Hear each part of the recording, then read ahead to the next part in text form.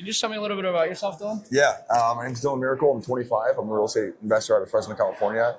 Been in the business now for about four and a half years. Thanks for taking the time to do the interview, brother. Absolutely. And I'm curious, man. So for someone just getting started, you think wholesale, flip, buy and hold, what's the best to get into when you're just getting started?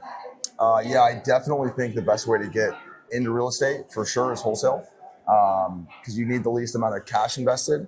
And I think it teaches you the right skills, which is how to find and underwrite a deal. Yep. How to negotiate with sellers, which I think is the most effective. I think a lot of people jump into the buy and hold because that's like the old school bigger pockets model, which isn't bad. It's a good intention, but I do think it teaches the wrong lesson.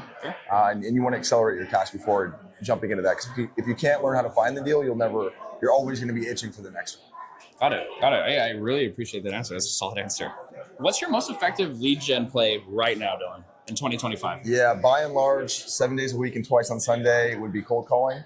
Yep. It's been a proven tracker for us. We really like it. We train a lot of our guys on it. And I think, in my opinion, it's the most effective way, not only for like lead generation, it is the best for us, but also just for in terms of skill set. Because even if you're doing mailers or PPC, you still have to understand how to close. Yep. And cold calling teaches you that. So. Nice. That's a fantastic answer as well.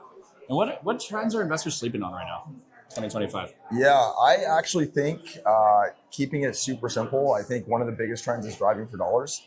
I think a lot of people want the quickest way out, and I'm even learning this on my own end because a lot of carriers it's getting a lot tougher when you're calling people now. But if you're out driving and finding properties, some of those properties don't always come up on the list. Yep.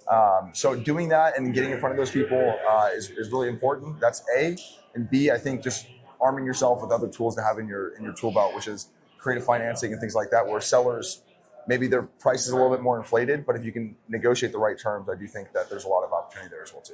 Nice. Fantastic answer. And then last one, where do you need the most help in 2025? What are you trying to improve the most in 2025 in your business? Myself? Yeah.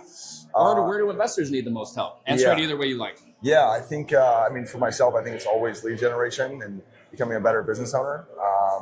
So I'm always just looking to grow personally. And I think the biggest thing that any investor should be looking to do is just getting better systems about creating better lead generation. So you're constantly filling the pipeline because you're only as good as your last deal. Yep.